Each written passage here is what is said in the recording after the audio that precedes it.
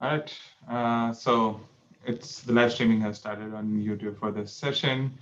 By the way, we generally tend to try to keep these sessions interactive. So if you guys have any questions, feel free to unmute yourself and ask that question from us, or send in that question via chat, and we can provide you an answer at that point. If you want to wait till the end, that's fine as well. But yeah, generally we try to keep it more interactive rather than more us telling you things and Yeah. then you're gonna like, all right, you're sermonizing a lot. Yeah. All right, are we ready to get started? Yeah. All right, great. So this time, last time we talked about sort of an introduction to high performance computing and research computing at UAB. This time we're going to be talking about wrangling your environment, because one of the things we talked about last time is that high performance computing is different from what you're maybe used to on a workstation machine or a personal server or even your laptop or desktop. And so there are definitely some things you've got to be aware of. The biggest one is that the environment is shared. That's going to be repeated a lot. So the environment is shared. It's not just you working by yourself. There are definitely a lot of other people all working in the same space. That doesn't mean they have access to any of your stuff. It just means that they are going to be sharing the hardware and the software, right? And so because of that, we need to make certain changes to how the hardware and software work so that you can all work together without competing with each other. So part of that is making sure your environment works the way you expect it to without interfering with anyone else's environment, and vice versa. Yeah, that is definitely a good point about that the data that you have on the cluster, that's your data and you are the only one who has access to it, unless and until you provide someone else access with it. Yeah, it's shared as in the resources that are available on the HPC system, like the number of cores, the amount of RAM, and everything is shared amongst the users. And the software is shared too. Yeah, software is shared too. It's just the data portion that's private. Your data for your projects are not shared. Yeah. And like William mentioned earlier, that last time we talked about the basics of HPC and what all you can achieve by using HPC. That one is available on our YouTube channel as well. So it's basically just UAB Research Computing. If you search on YouTube, that should be the first thing that comes up, and then you can go in there and locate our last video. Yep. Or we can post it in, I guess, the description or maybe in the chat somewhere over here. Okay. Yep, I'm going to move to the first slide. So why are we here? So the purpose of UAB Research Computing, of course, is to provide you guys with computational resources and facilitate their use for you at UAB, right, for science and research. Basically, we make science bigger and faster using computers, and lots of them. So the key, though, for our job is to facilitate science. And since science is all about transparency, repeatability, and shareability, we're going to keep hitting on those points as we go through this, right? So that's another part. It's not just that it's a shared environment, but also we want to make sure science is done in a scientific way. Yeah, I mean, basically the idea is that you do some or run some workflow today, and an year from now you come back and you just have the raw data, not any of the output results or anything. You can repeat your workflow again, and you are sure that you're going to get the same kind of outputs. So basically, you can actually it's a reproducible science rather than something that, oh, I'm not sure what happened over there. I had some of these packages, some of these softwares and everything, and now I can't repeat it even in the same environment again. Right. And sort of ideally, anybody would be able to use your workflow on any computer and it would just work. We're not there yet, and I don't think we're going to be there for a long, long time as high performance computing people, but we try to get as close as we can. Okay, and so that's what we're here today to talk about. So I know that the NIH and NSF have, and some other fund granting institutions have policies about shareability of raw data and of finished data and of all the publication materials and everything. And they're also moving towards open source code as well. So, if you've written custom code, it needs to be shared as well for you to get that funding. You need to have a plan in place. And so with all that in mind, it's important for scientists to ensure that they record everything they do so that others can follow in their footsteps. Because again, science is about repeatability, transparency, shareability. And so part of that process is learning to wrangle your environment into the shape that you need to get your work done and do science in a scientific way. Yeah, and a lot of tools that we provide in our HPC system helps you in achieving those things, whether it be a containerized system like Singularity and stuff. That's not something that we are talking about today, but you have the module system so that you can kind of isolate the softwares that you were using for your workflow, so that you're sure that this was the software that was in my environment when I was running something, and it worked successfully. Or it could be something like Anaconda environment cameras or R Studio packages and stuff. And those are some of the topics that we are going to be touching on today. Yeah, and we've got a lot of information about what to do, but I'd like to really briefly talk about what not to do. So again, shared environment, right? And so if each user were able to completely modify the environment at a base level, that could interfere with your workflow, and vice versa. So we please don't try to use sudo, don't try to use apt-get install, yum install, or anything like that. They won't work. We can't, and we don't allow installation of software like you would on a personal computer or on your own server, because Cheaha, again, it's a very many user shared environment. So if we let you install stuff, right, and another person wanted to install the same software but a different version, now you're in conflict, and we don't want that conflict. We want everybody to be able to happily work on all their own research at the same time in the same place. Yeah, so a lot of these commands like sudo and something is not something that would be available to any user. We have sysadmins in our research computing team. They are the ones who have sudo access, because sudo, I'm not sure if you guys are familiar, but that's basically giving root access or super user access onto the cluster, which you don't want everyone to have. Right. That's for security. That's for, like William mentioned, so that nobody can just change the environment. And basically for sudo, I have a lot of people use that because they have seen it either in the manual of the software that they are trying to use, that you can use sudo command. That is generally for a personal computer, those instructions.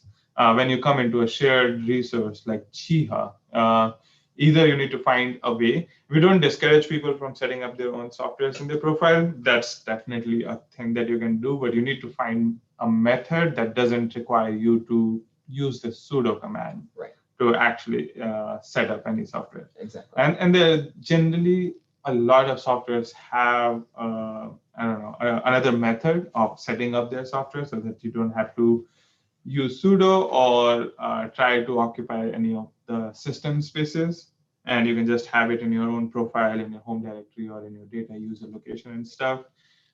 But that generally is a bit more involved process than using sudo and stuff. Exactly. I mean, if you guys have any questions when you guys see these steps, generally come and ask us.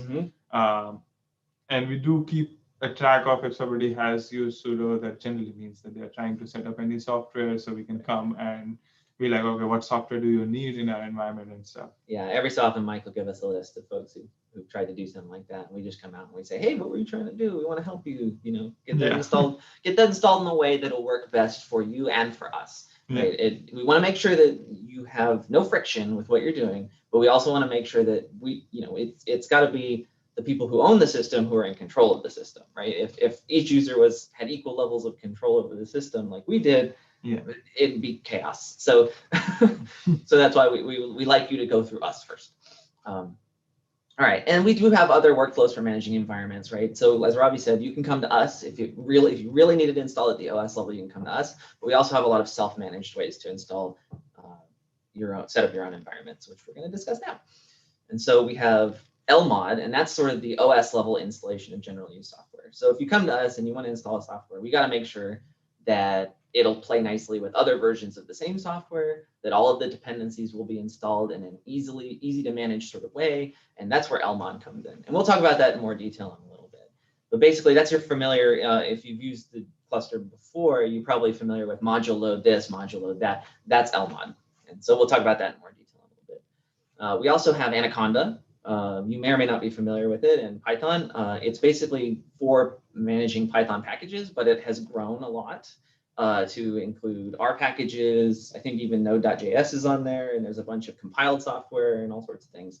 And that one's really handy. A lot of the time when you want to install something at the OS level, you can probably just Google Conda, the software you want to install, and you'll find that it's available through Conda. Maybe not the right version though. So again, if it's not what you need, come talk to us.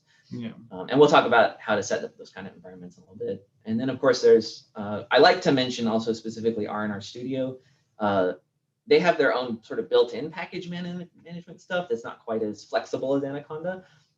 So I'd like to talk about some good practices for package management in R and Rstudio, because I know a lot of researchers use R for their workflows, and so it deserves a special mention. It'll be a little bit shorter than the other two, but yeah, R is one of the Still worth popular tackling. softwares that we have on Cheaha, so it definitely deserves a mention, I guess, over here. And like we keep saying that come to us, I think you'll see that at the bottom of each of our slide, we have need help. And then there's this email address, support@listserv.uab.edu. Yeah. I'm guessing a lot of you are already familiar with that email address. But if you're not, that's the email address that you guys send us requests on. Yep. And any kind of request that you have or any kind of questions that you guys have, you can send an email over there, and then someone from our group can come and contact you guys on what your issues are, or finding solutions for some of those issues as well. And I'm glad you brought that up too, because at the very end we have a slide on how to ask for support most effectively, and we'll talk about that at the very end. So just kind of put that in your back pocket for now. Okay. So what is the module system, aka Lmod? It's a system for allowing different versions of the same software to be installed and live simultaneously on the cluster. And so if, say, one user wants one version, another user wants another version at the same time on the same node, normally you can't do that, right? Most consumer software is installed in some predefined location that wherever that might be. And when software is updated to the new version, right, it overrides that existing old version or deletes it. And so there's some conflict there, right? Lmod provides a different means of installing that software. It allows multiple copies of the same software with different versions to be installed on the same computer or cluster together. So everything can live in harmony and you can all work together at the same time. So. Yeah, and so why do we need Lmod? So Cheaha, like most HPC users, it's a shared environment. There are a lot of users working on the system at the same time. That could mean that the users require the same software, but they require different, or the workflows require different versions of the same software. So user A can use version 1 of one software, and user B can use version 2 of the different software. And both of them have been set up on Cheaha using Lmod. So both of those versions can reside at the same time and can be used at the same time as well, but in different job contexts. Yeah, we have a few examples here. Just like I know R is really popular, and so some established pipeline may have used like 3.6, right? And so some new graduate students like, well, 4.0 has this new function that I really need for my research. But if it were on a desktop computer or workstation in your lab, you might not be able to have both versions at the same time, and that's not great. So but with Lmod, we're able to put both on the cluster at the same time, so that that senior researcher and that graduate student can both run their jobs at the same time on the same cluster. Or what if you need C code compiled with this very specific version of GCC for some archaic reason, but other software wants the more recent versions, right? Because they've got new functions with C++11, blah, blah, blah, or the new version of C or whatever. And the ability to have those two compilers installed at the same time is really important too. And specific to that example, we have GCC version 4.7 or 4.4 point something, and we have 10 point something. Yeah, GCC version. They're like, what, a decade apart or something? Yes. I mean, the reason is, so like William mentioned, they are a decade apart. But a lot of softwares or a lot of open source software that people use, it can be like nobody has worked on that software for, let's say, 7 or 8 years. Right. And so that C++ code is really old, and that means it might not be compatible with the latest versions of GCC. Something could be deprecated in C++ or C standard.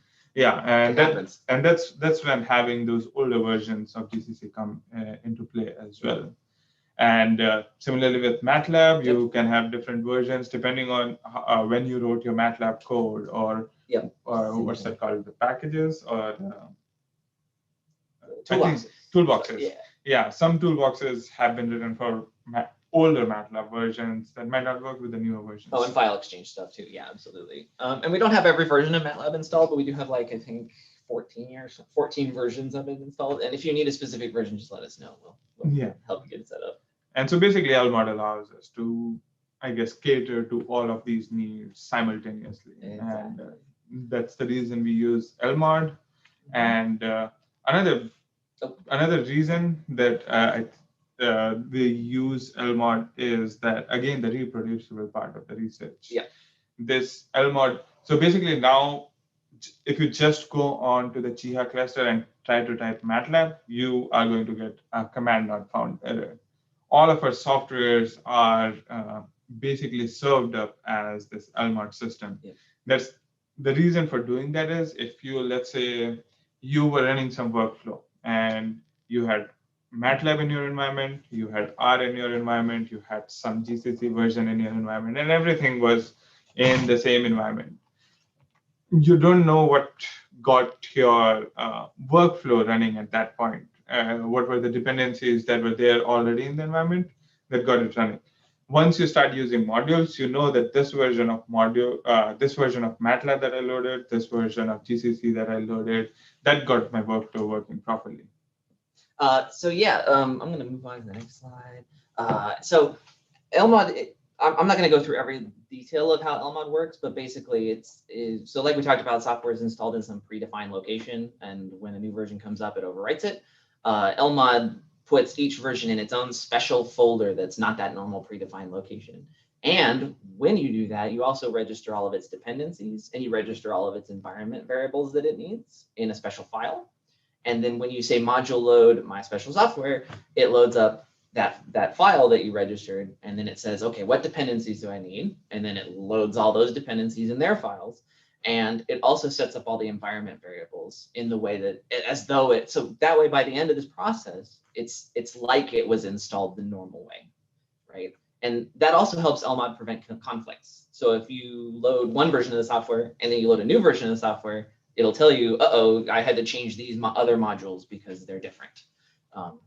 Yeah, I mean, that's a good point. Yeah, and the setup's only valid within the session where that module is loaded. So if you say SSH in, and then you start a job context, like an interactive job, and then you module load, and then you exit that job, all those modules are unloaded, right? And they won't be available back in that original SSH terminal.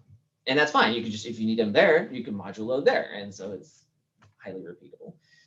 At least within our environment. Yeah. And so here's just a quick visual example. Suppose, we talked about this a little bit earlier, right? You've got some grad student who needs 4.03, and you've got senior researcher who needs 3.6, and somebody needs AFNI, and that depends on 3.2.1, right? So they module load AFNI, which loads in turn R 3.2.1. This person is also running at the same time, where it loads 3.6, and 4.3 for loads 4.03. So these are all the Lmod packages over here. And these are the user needs, and they're all running at the same time. Yeah. And so how do we use Lmod? Well, we can do a quick live demo, which I unfortunately did not set up. If you give me just a moment, I can log in. But Ravi, would you like to, while I'm setting it up, would you like to go over a little bit of what we're going to do here? Yeah. So I'm guessing a lot of you guys are already familiar with some of these module commands.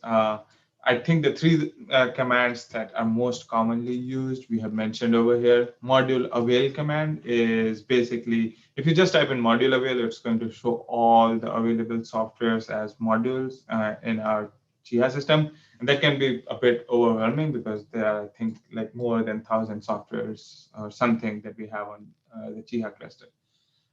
So to make it more specific, you can specify module avail and the software name, and that way you'll only see the modules that are available for that particular software. Right, and we can do that right now really quick. So I can do module avail Anaconda, right? So I just opened a terminal at our rc.uab.edu site.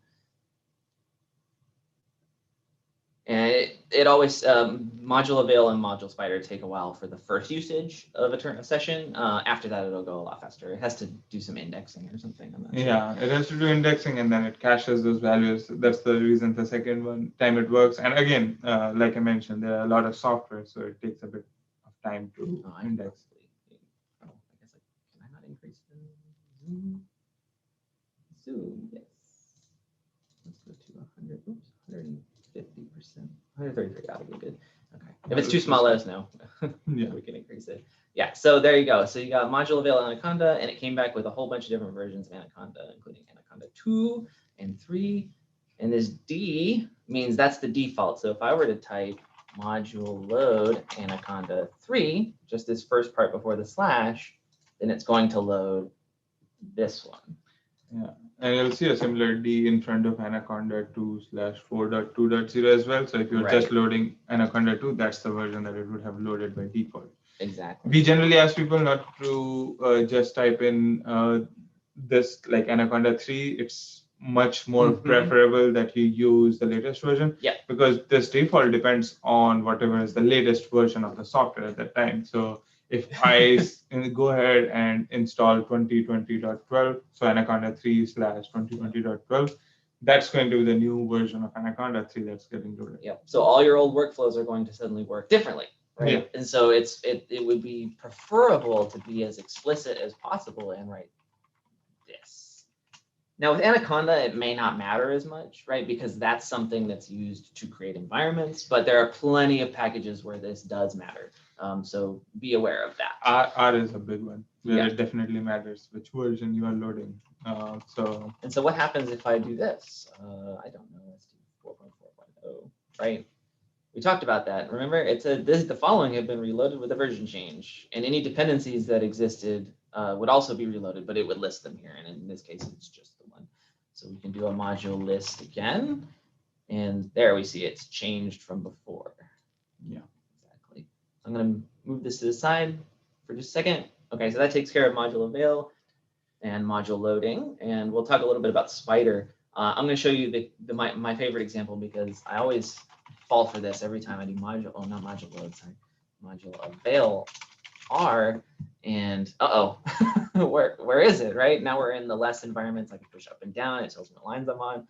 Where did R go? Okay, let's keep going. Yeah, it's somewhere down here. I'm not going to make you wait. It's going to take all day. It's in there somewhere. So if we do module spider R, oh, they're there. Okay, so there's all our R's, right? So module, the reason this happens is because module avail is very exact. It looks for exact searches as a substring of the whole string. So anything with the letter R in it, uppercase or lowercase, gets found. And that's since a lot of our packages are installed in RC/something, all of those show up. Not helpful. Module spider looks for something that's more like, did I find R as the package name? Yes, I did. So I returned those. And that's this list. And then it also says there's other possible ones that have R in it. That's probably not what you're looking for. Yeah. So, and so Spider can be a little bit more helpful when you're searching for certain things.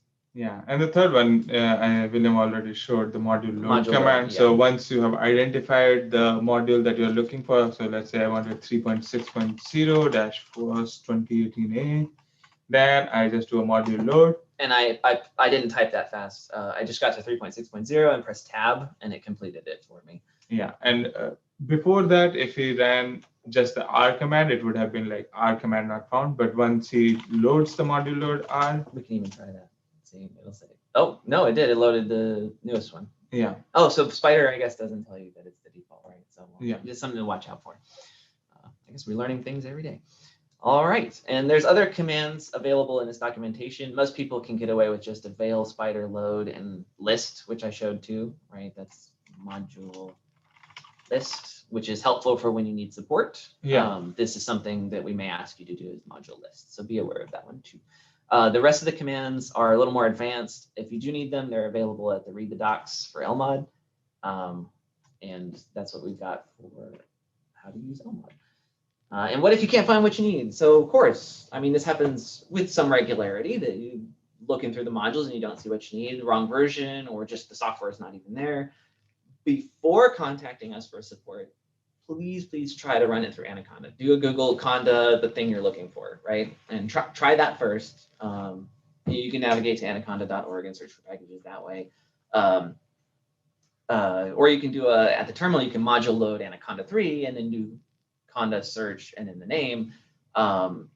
We say that because a lot of the packages that you'll want are available through Conda. Then you don't have to wait for us. You can just create a Conda environment. And we'll talk about this shortly. You can create a Conda environment and load your package in there, the whatever software you need. Yeah, and if you can't find it even through Anaconda, or it's you just can't find it, or it's just not working for you, or you really need it installed at the OS level for whatever reason, then go ahead and contact us. Yeah, of course, we're here to help you. Yeah, and we'll set up that software for you as one of these modules, and you should be able to use it after that. Yep. But we like teaching you to fish rather than fishing for you. So right, than giving you fish. So that's why we have this Anaconda option. Okay. And so there are some pitfalls. So loading two modules that require different versions of the same dependency can lead to tough to diagnose errors. This should be mostly handled, but sometimes you'll need, say, we actually saw this recently. A user wanted to load AFNI and then wanted to load a different version of R than AFNI required. And when they did that, there was it turned out AFNI was created with one compiler and R was created with another compiler, that version that they wanted to use. And so when they hit a specific C function, there was a segmentation fault saying something like memory not mapped, and they were unable to proceed. So we had them unload that new version of R, or just load AFNI by itself without loading that new version of R, and it worked fine. So it's just sort of something to be aware of, that maybe you have to watch out for these kind of things. If your dependencies suddenly change, you got to maybe be a little careful. And of course, another pitfall, which I haven't listed here, is that Lmod is only fully repeatable on our system. If you try to take your scripts that have modulo blah, blah, blah, and put them on another cluster, they won't necessarily work if those packages aren't installed at the same location, right? It's not necessarily going to work the same way. Yeah, I mean, unless and until the other system that you're using was also using. So we use EasyBuild a lot for our as a framework of how we set up software. So if that other system is using EasyBuild as well, then a lot of these module names are going to be similar, and how they're compiled and everything is going to be similar. So in that case, you might be able to get away with a lot of the same job scripts or same workflow scripts that you have. But yeah, William is right. It's reproducible on our system. On other systems, it might be an issue. Exactly. That's where the advantages of Anaconda come more into light. Exactly, which is where we're moving next. Oh, yeah, no, sorry, I did list it. I had a second page, my bad. Differences in hardware, operating systems, compilers can make exact reproduction challenging at best, but that's not specifically a problem with Lmod. That's just sort of a general ongoing dependency type issue with software in general. And it's a really, really hard problem to solve this. So just maybe keep it in the back of your head that different operating systems, different compilers, different hardware can all make your results a little bit different. Generally, at the big picture, they're not going to be different, but to the, I don't know, the 6th, 10th decimal place, it might be different depending on exactly how the calculations go or how the functions were written or compiled and So if you need to share the environment with a collaborator right now, right, the best way is just get them a Zias account. Collaborator account, we call them Zias accounts, XIAS, and get them access to Cheaha, and then they can just run whatever you give them on the same exact hardware, right? And so that would make sure that they can repeat your workflow. And if you do need to share the environment for future reproduction, make sure to save the output of the module list command to a text file and keep it with your other project records or in a version control solution like Git. And so in principle, you should be keeping all your scripts and everything in a Git repo anyway for version control. If you're not, don't worry. We're going to have another video on that in the future. And we also have maybe a few on our YouTube channel right now, I think. Yeah, there should be something regarding Git. Regarding the module thing, you also have a module save command that is going to save the current environment that you have as whatever custom name you want, right? Yeah, XML or YAML file or something. Yeah, okay. And you can keep that file in your Git repo as well. I think, like William mentioned, Git is unnecessary thing that you should be implementing in your workflows anyway. It's well, you don't have to implement it. It's a basic tool that you use to maintain versions and keeping track of all the files that set up your environment and your actual workflow as well. And if you're not yet, don't worry about it. We'll get to it. We're not going to discuss it in detail right now. I just want to put it in your head. It's worth Googling if you can't wait. It'll save you a lot of time and heartache, especially when you change something and then forget how to change it back. Right? Git remembers that. So it's definitely worth your time investing some time to figure out how it works. And like I said, we'll touch on that in the future. Okay, so moving on, we're going to hit on Anaconda now. So that wraps it up for Lmod. And now we're going to start on Anaconda, which is a very flexible, much more repeatable package management tool. And it was originally intended for Python packages. It also manages environments so that you as a single person working on Cheaha can have multiple environments for multiple projects. This is especially helpful for people like me and Ravi. I know I have probably 18 to 20 environments for that many projects on Cheaha right now. So this has been, this is just a dream for me to have this available. I mean, the core concept of how Anaconda works is basically virtual environments. So it creates virtual environments, and in each of those virtual environments, you can set up the packages on how you want it. Yep, and you can exchange them for each other. You can say, activate this environment, do some work on this project, and then start a new terminal session, activate this other environment, work on that project. And it's just wonderful. Yeah, and like it has been mentioned that basically, I think when you're using Anaconda, you should have it on a per project basis. So for this project, this is my Anaconda virtual environment that's running. And that includes all the Python packages. If there are some softwares that I needed to set up, that can go over there as well. And basically, once you are using Anaconda, you can actually sort of freeze the environment, freeze that virtual environment into an environment.yaml file. And what that does is it allows you to recreate that environment on some other system. Or if you want to basically like pass it on to a collaborator, the collaborator can go and just use that environment.yaml file and set up their own environment using that, and then they just can start running your workflow at the same time. Yep. And like you're saying, they're reproducible, they're shareable, you can version control them. And unlike with Lmod, they are reproducible in principle, they're reproducible on different environments, up to small changes in things like OS. So just again, be aware that differences in OS can make a difference in results or in repeatability. So why do we need Anaconda? So conceptually, it's like Lmod in that it allows for different users to have different environments, and it kind of solves a similar problem. Suppose you have two separate Python projects that need different versions of Python packages, right? So you've got one project over here for, COVID genome analysis, and you've got another project over here that's your workflow for whatever project you're working on before the pandemic hit. And they need different versions of some of the same packages, maybe. That would be where having two separate environments that you can load and unload and exchange for each other comes in handy. Or what if you're welcoming a collaborator to your project and they need to set up the same Python environment as you, right? So that they can work on it in the same way. Well, now you can just give them, like Ravi said, you can just give them that YAML file. Here you go. And they go, oh, okay, conda env create from the file. And boom, they have the same environment after a little waiting.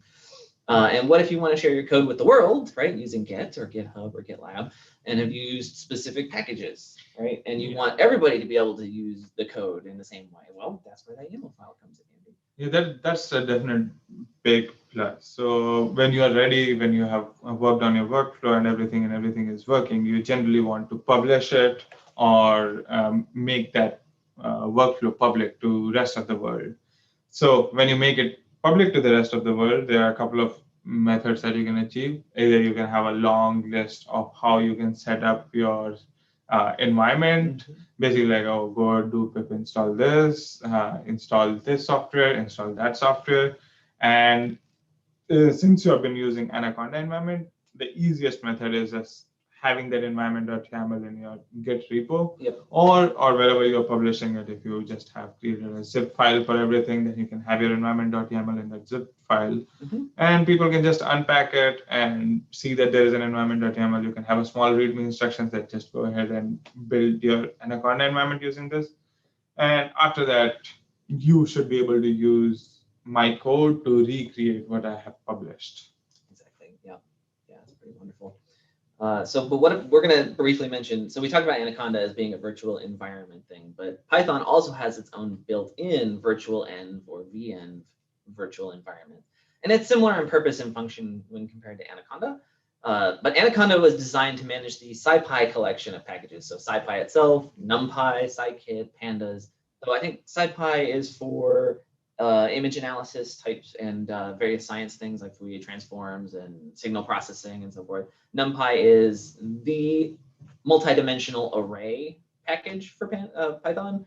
Scikit is for machine learning and image processing, and pandas is like R's data frames. It's basically a framework for doing everything you can do in R, give or take, but in Python. And so it was designed to manage that whole stack, and then became very popular very quickly because those were all very powerful packages.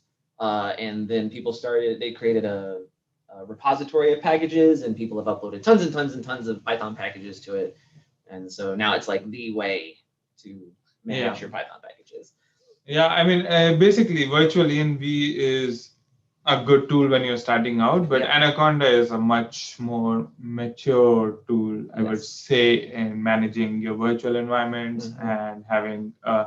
And one of the big reasons is that you're not just limited to Python packages. Now you have R packages that come with Anaconda. You have a lot of C compiled softwares that have nothing to do with Python or R. They are available in Anaconda as well.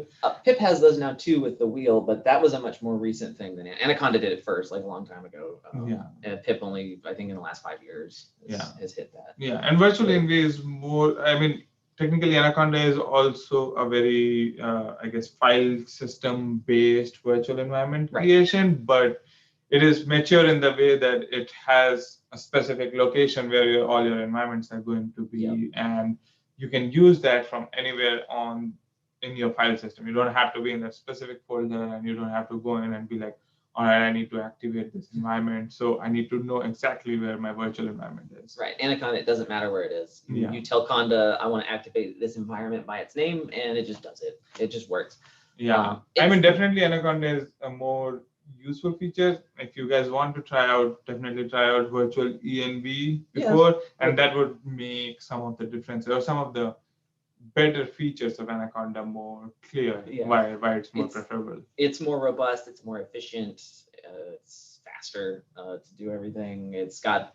It doesn't have more packages in the sense that, so venv can't look at Anaconda to download packages, from what I understand. It can look at pip, which is the Python package manager, the built-in one, or something like that. Is it built-in? I forget. It's kind of under the umbrella. Anyway, but Anaconda can also use pip. So if you really need something that's only on pip, Anaconda works too. So Anaconda is kind of like a superset of the virtual environment, and it's sort of the standard in scientific research circles.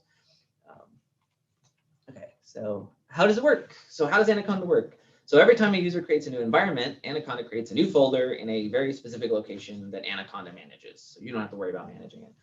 That folder stores all of the packages installed with that environment, or links. Links. It won't, if you install the same exact package in 2 different environments, it doesn't download it twice. It just kind of links to it in another location, but that's sort of beside the point. It stores the packages. So when the user requests the installation of packages, Anaconda checks what dependent packages are needed, right? So it says, okay, you want NumPy? NumPy depends on this, this, this, and this, and that one depends on this, this, this, and builds up that big list. And then it checks those against already installed packages. It says, okay, I need to download these, but not these because I already have them. It downloads all those.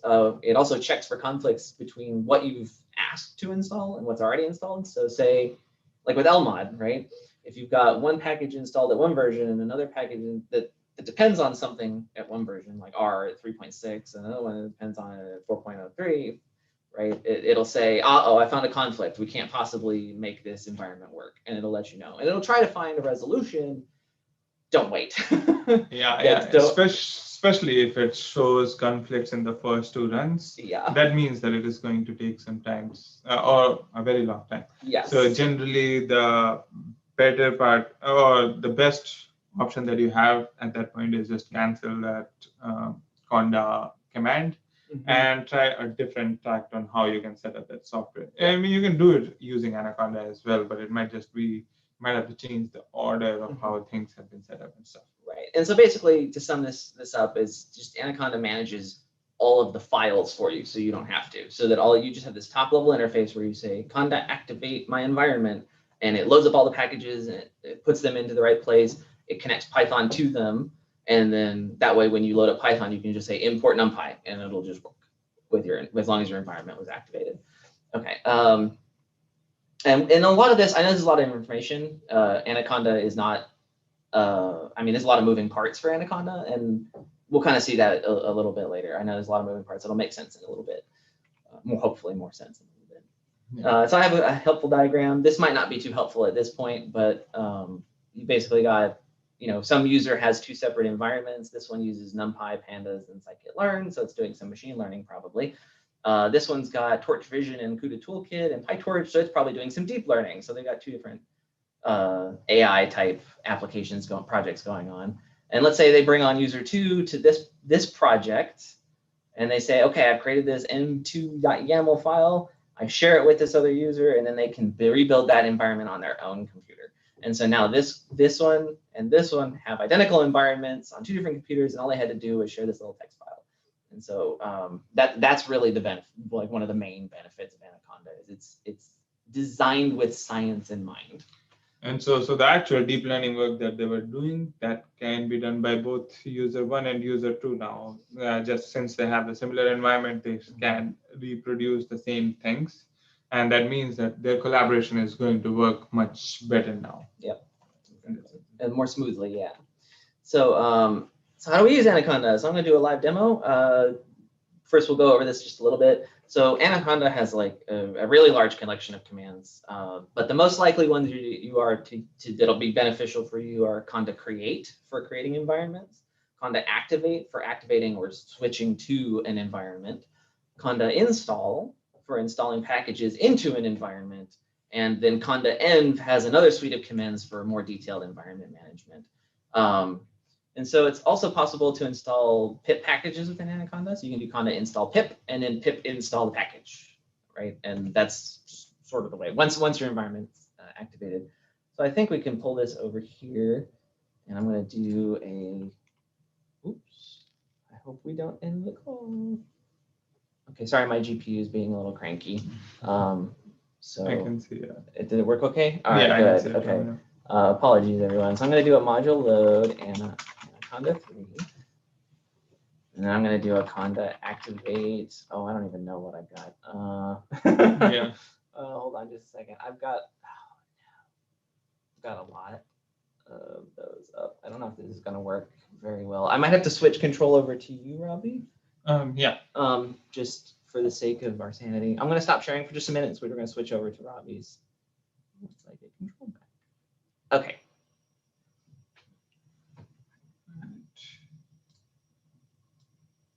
Are you able to share? Yeah, I'm just starting my.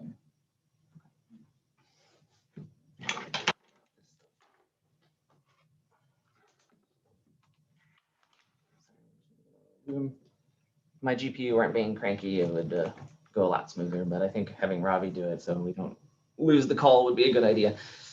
So bear with us for just one moment, folks. All right.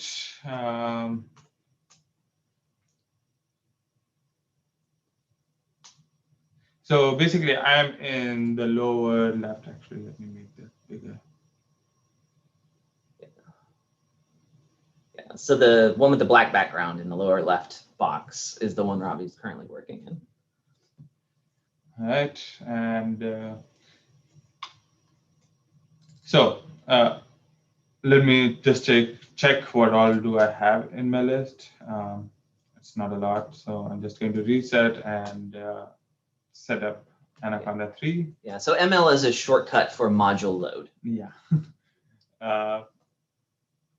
And Robbie has a really pretty terminal that does some interesting things with. Yeah. Did you mean this command? Yeah. Which can be helpful or frustrating depending on how you look at it. Yeah, this is basically just looking at the bash history and checking out whatever was the last command that I ran and auto suggest if I want to use the same command.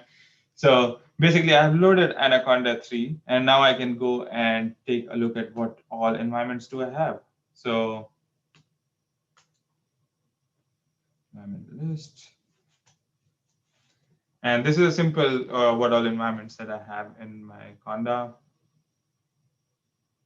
And again, it takes a bit of time. But you got a whole bunch. Yeah, I have a lot of Conda environments that are running.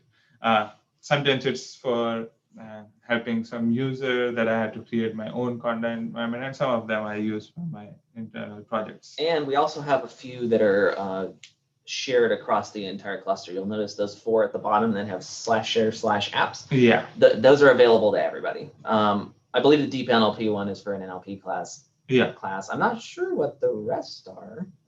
Maybe the DAS one is related. I'm not sure. Yeah. It's not important.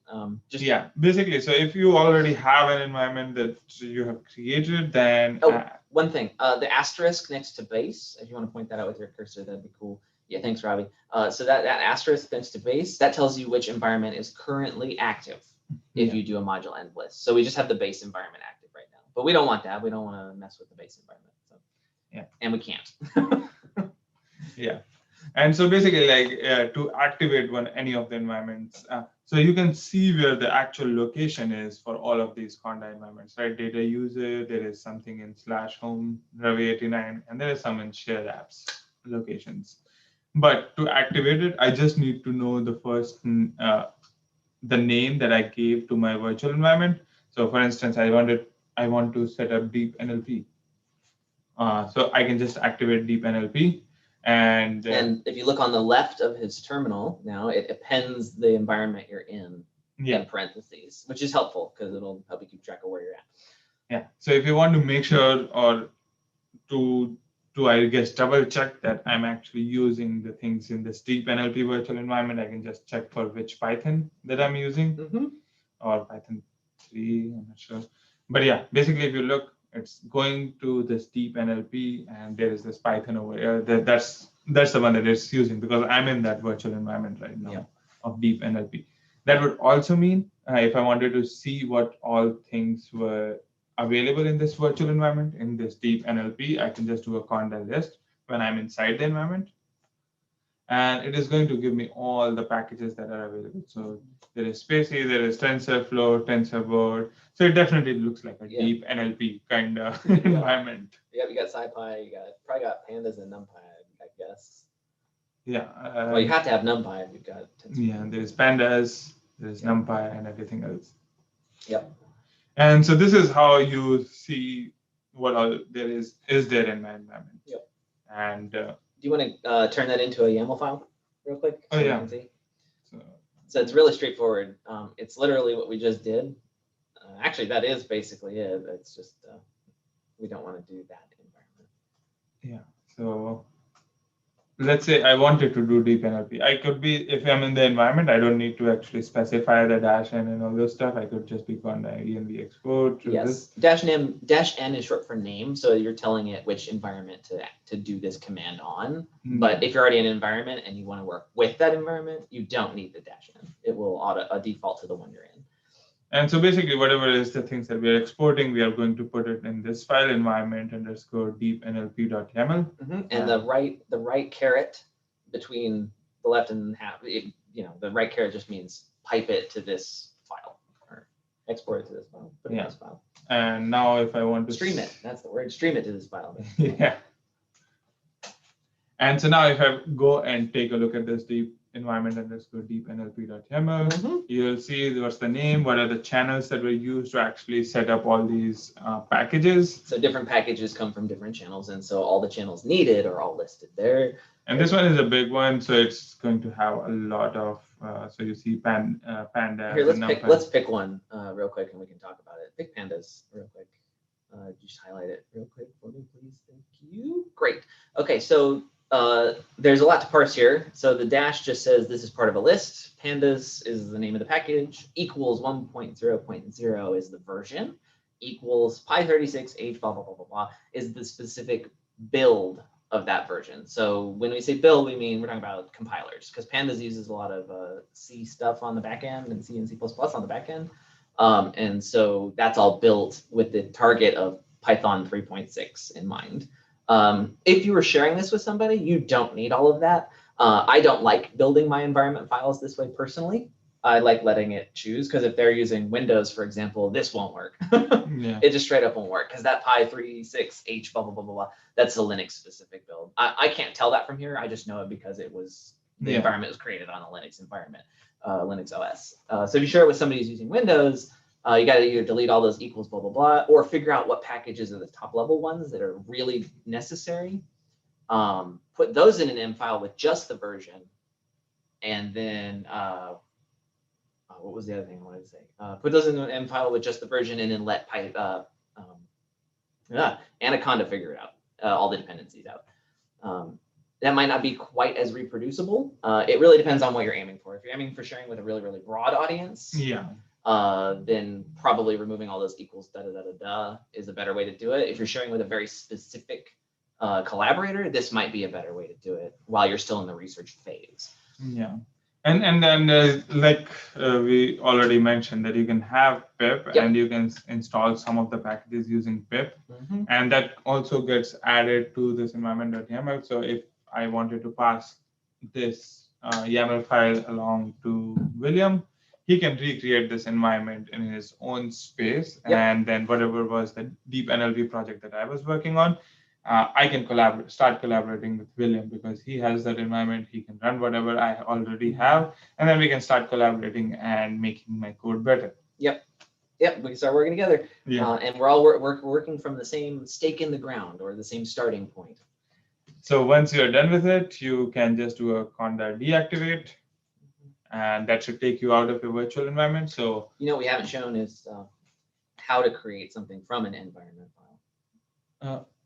Oh yeah. Yeah, it just, do you want to just type it? We don't have to like do it per se, but you can do conda, I think it's conda env create dash file or -f, and then the file name. Yeah, exactly. Except it would be env_deep NLP. Yeah, so whatever is the name of that YAML file that you have, that would help you creating your environment. If you don't have any environment, it's the first time that you're creating it, I think it's you need a -n and the name of the file. Oh, sorry, name of the environment. Name of the environment, and this is going to create a really basic environment for you. And once you have that environment created, you activate it, and you start setting up softwares and or packages inside it. Exactly. Yep. And I know there's a lot to take in. There's plenty of tutorials on the internet. There's some helpful documentation we can point you to, and of course we can always help if you get hit a snag or an issue comes up. I did post in the chat the documentation for our Anaconda setup. So, and I think you guys would find that useful as well. Okay, I'm gonna let me stop sharing, and you can. Okay, great. Start sharing. Yeah. Just that one, and hopefully my GPU. No, I'm gonna do something before I do that. Bear with me just 1 second. I'm gonna close some of the GPU intensive applications.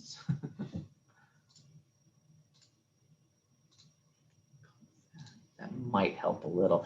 Okay, let me try again. All right, there we go. That was a lot happier that time. Okay, great. Okay, I think we covered everything on here.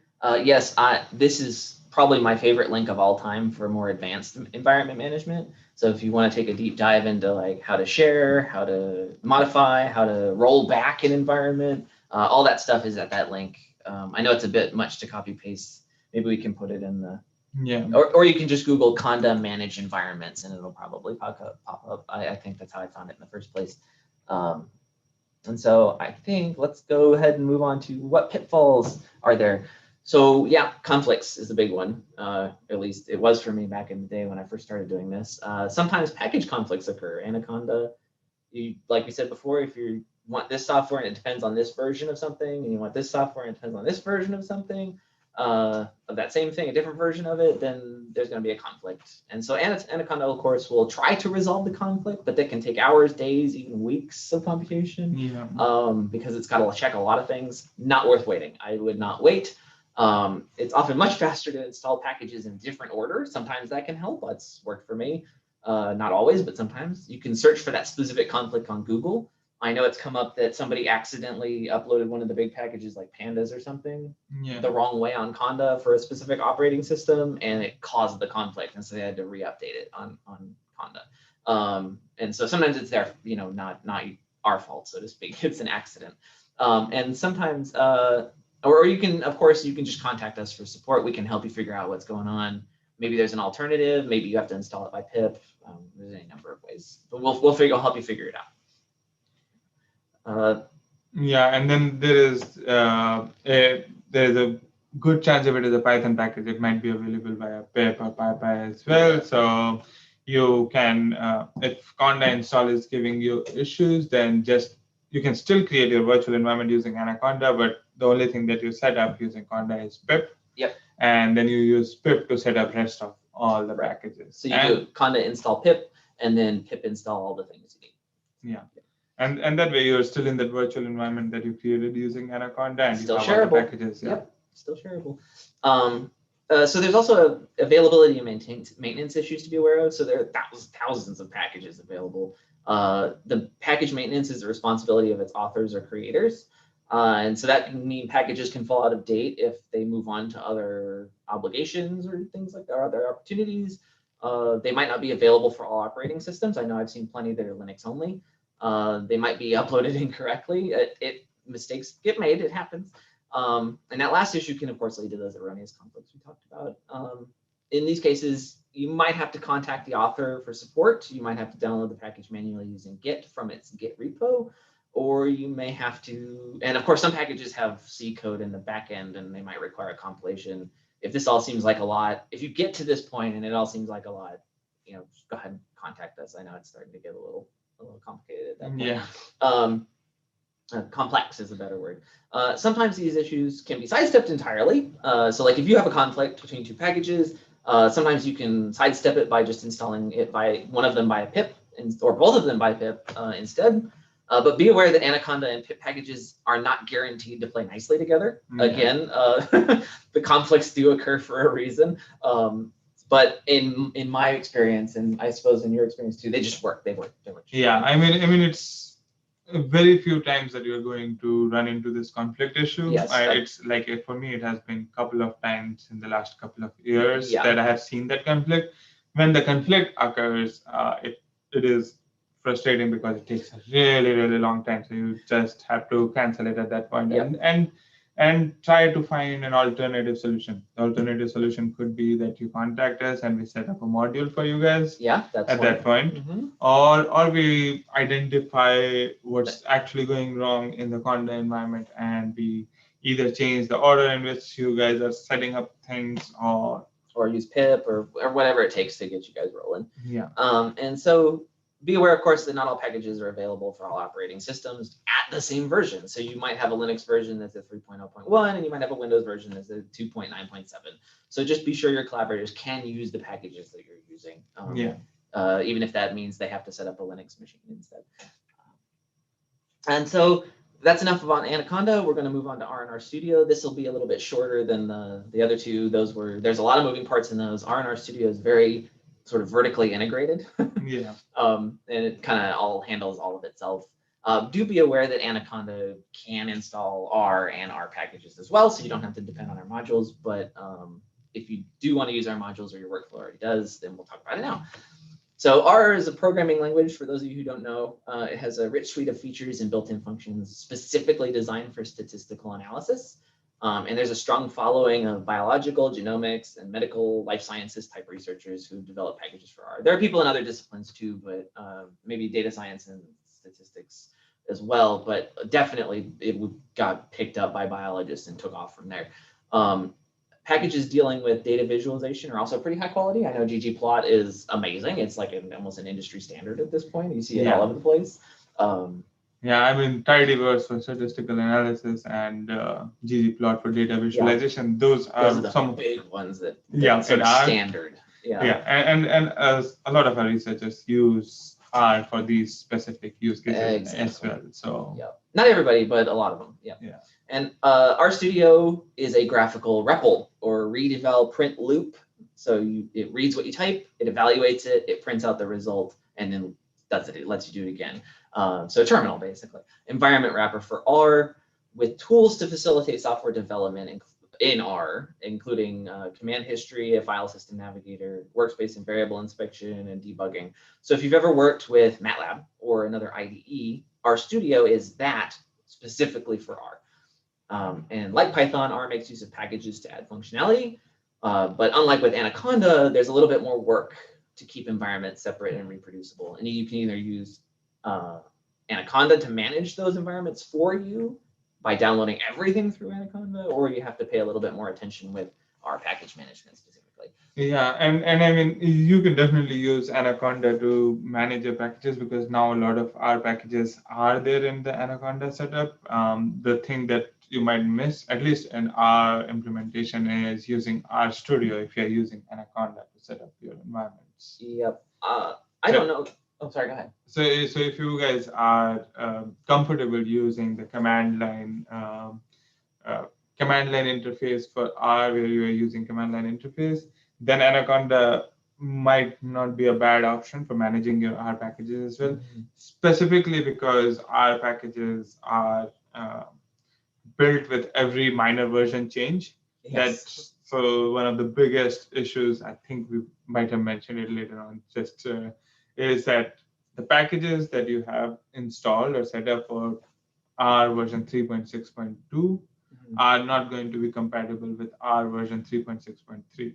Right. So if you're trying to use the same version, what it's going to ask you to do is that it was not built for this. Do you want me to update it? And when you say yes, it's going to update it for 3.6.3. So if the next time you go to 3.6.2, it's again not going to be compatible with those packages. Exactly. I'd like to do a live demo here. First, we're going to go over it a little bit, and then I think I might have Robbie and I will do something. Basically, we're just going to, so I guess I've discovered over time that maybe one of the best ways, I don't know if best is the right word, but most robust ways to manage packages is to do it on a per project basis. Unlike with Anaconda, it doesn't manage it for you. You have to do it yourself a little bit. So by default, all R packages are installed in a single location in the home directory, right? That's the default location. They all get dumped into one spot in the home directory. I think it splits it out by version though, right? Does it split it out by version? No, it splits it out by major version. So 3.6, okay. 3.5, but it's not going to differentiate between 3.5.2 and 3.5. Okay, by default, yeah. And so that can lead to conflicts when using multiple projects. If somebody's got a 3.6.2 and somebody's got a 3.6.3, and you try to use both on the same machine, you've got conflicts. And this is the kind of thing that can, or when using software dependent on different versions of R, like AFNI, right? So you might have AFNI, it depends on 3.2.1, I think, or something like that. And so if you've got something else that needs 3.2.3, now you've got AFNI colliding with your own package setup, and it could cause problems. We saw those earlier. And so use the function .libpaths in R to specify a custom default package location. And what's cool is you can have this file called .rprofile that is basically just R code, right? And you can set a .libpath in the .rprofile, and that way when the .rprofile is read, whenever you start R, it knows where to look. And it looks for .rprofile in multiple locations. It starts by looking in the current directory, and then it looks in the home directory, and then it looks in one other location. I think I forget what. That's the system level. Yeah, the system level. That's right. Yeah, the installation location. So if you put it that R profile with the .libpaths in your directory, your project directory, it's going to know where to look for those libraries that are specific to that version. So if you set up a folder specific for packages in your working directory, you can point the libpath there, and all of your packages that go for that project will go in that directory and be used from there. And that way you can keep them all separate, kind of like the way Conda does. And that's sort of the best way I figured out to keep them separate. It does take a little bit more work up front, but I think it's worth it on the back end in terms of saving time, especially if you've got a lot of R projects. Of course, if you only have one, maybe you don't need it. Yeah.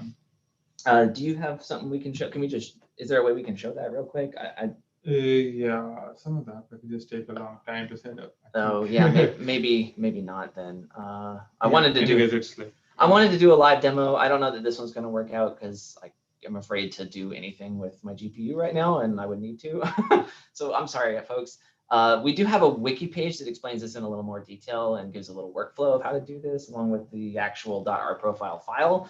So if you go to that link, the docs.uabgrid.uab.edu wiki, and you can just go to that R page. You don't need everything after the hashtag, but the hashtag will take you specifically to that header. I can maybe pull that up. Yeah. Or you. Oh well. I'm going to post it in the chat. Post it in the chat. All right, thanks. Yeah, so that's got instructions on how to do this. I recommend experimenting with it if you've got multiple R packages or multiple subversions that you work with of the same major version. Let us know if you run into any troubles with that, and we'll be happy to help you. And so basically, the general idea is if you set up this R profile file, if you set up this R profile file in this one that requires 3.2.1, you got project 1, right? And so you set up .libpaths and then a list with ./rlibs, and then you create a folder under this rlibs, and the packages will all go in here whenever you run R or RStudio, as long as you set RStudio to that working directory. And then you can set up another project, right, in your own space, same thing, exact same R profile file, exact same folder structure, and the packages will be stored here instead. So they'll be kept completely separate between these two projects. And so that's just the general gist of it. And so what pitfalls do you need to be aware of? Package management in R is not as robust or automatable as in Anaconda for the reasons we specified, right? Yeah. Minor versions can throw the whole thing off. It can be more challenging to find and obtain older versions of packages. So if if an author updates their package, finding the older version might be a little challenging, which means that reproducibility is not quite as robust. But to increase reproducibility, there is a DevTools package in R that has a function called install version, and you can use that to install old versions of packages. No guarantees that you can find all the old versions, but if you can, maybe this is the best way to do it. And some R packages are, of course, available via Anaconda with all of the helpful things that Anaconda does, including keeping lists of old versions and all that fun stuff. Yeah, having the virtual environment and everything, so that you can maintain different versions of R in those different those different virtual environments. And so this may be like the most robust way to use R on our system. I know we have the modules available and a lot of workflows use that, but maybe consider running the whole stack with R with Anaconda. Give it a shot. It's worth testing. It's worth experimenting. My understanding is supposed to be more robust. So. Yeah, and we do have an implementation of RStudio, the IDE that we mentioned earlier. So if you just go to that rc.uab.edu, the web implementation of our HPC, and under I guess interactive applications, you can look for RStudio. You can just identify and specify the resources that you want. Just hit launch, and it's just going to launch an RStudio session for you. Yep, and there is one catch with that. If you're doing what I showed you earlier with the rlibs and the R profile file, you'll have to manually run the R profile file from that version of RStudio. When you change the working directory, then you can manually run that .r profile file, and it will set up the package directories. It doesn't do it automatically through that because it doesn't know where they are because it's in a container. Yes. So, so you have to be a little more careful with that one. And that one also probably won't connect easily to your Anaconda setup if you go that route. So that's something we can also work on. If you do go that route and you run into trouble with the open on-demand rc.uab.edu version, let us know. We'd like to make it more robust too, but so far nobody's asked. So yeah, I mean, it's mostly like 80% of your packages or workflows are going to work in that RStudio session. Yep. If you fall in that other 20%, definitely contact us, and we will give you an alternate method of how you can set up your workflow. Exactly. It might not involve the RStudio that we have, but you can use the command line interface or Anaconda to set up your environment so their workflows are working properly. Exactly. We'll get you set up. Don't worry about it. That's what we're here for. Yeah. And then, of course, like I promised, there's this last page with how to get the best possible support. We have, I'm going to talk about the wiki page first. We have this wiki page just /support. So go to the wiki and search for support. It's got this in more detail. When you're requesting support from us, it's important to give us as much relevant information as possible. The less information we have, or the less relevant it is, it takes us longer to help you resolve your issue. Because then we have to have multiple cycles of, well, did we have to ask you questions, and you have to answer, and then we have to ask questions and answer. The more relevant information you give us up front, the fewer of those cycles we have. So the fastest support tickets are going to tell us your high-level goal, like what you're trying to achieve sort of at a high level, ideally at the science, maybe even at the scientific level, what specific action you tried, what you expected, and what actually happened instead of what you expected. Screenshots, copy pasting, errors, attaching files with the complete error messages especially is highly encouraged. That gives you faster turnaround times, because then we don't have to ask you for those and get them later. And these make us smile. So. And then at that page, I have a number of other details. We have another number of other details for other specific support type cases. It's worth taking a look-see, because we want to facilitate you. And so if you can get support faster, that facilitates you. So help us help you. Yeah. And I think that's all we have for today. Yeah, I know it ran a little longer than what our user sessions are, but I think all of the information would be useful. And that's one of the reasons why we do live stream it onto YouTube. So if you found this to be too much information and you were only interested in the Anaconda portion, you can definitely check out our YouTube channel and just concentrate on the part that you want to work on. Yeah, absolutely, absolutely. So at this point, if you guys have any questions, we are here for another 10-15 minutes, I guess. We're happy to take your questions, help you out. Of course, we're always available by, at our email. We're available at office hours. You can find us at, actually, could you put our IT page on there? That's got all that information on there, I think. Oh, yeah. I forget. And we're going to put something in the chat real quick. But yeah, thank you all for your time. It was a pleasure. I think next time we're planning on doing a deep dive into Slurm functionality. So how to use the scheduler and how to make the most out of your time with the scheduler to be efficient, how to use SBatch versus SRun, how to do interactive jobs, how to do non-interactive jobs, how to do array jobs, and just generally trying to improve the efficiency of your workflows. So that'll be next time. Yeah. Where is that? Oh, if you click, I think you just click that first link right there. And then, yeah, that's it. Because it's down for, yeah, right there. Okay, yeah. So if you just copy paste this link. Yeah.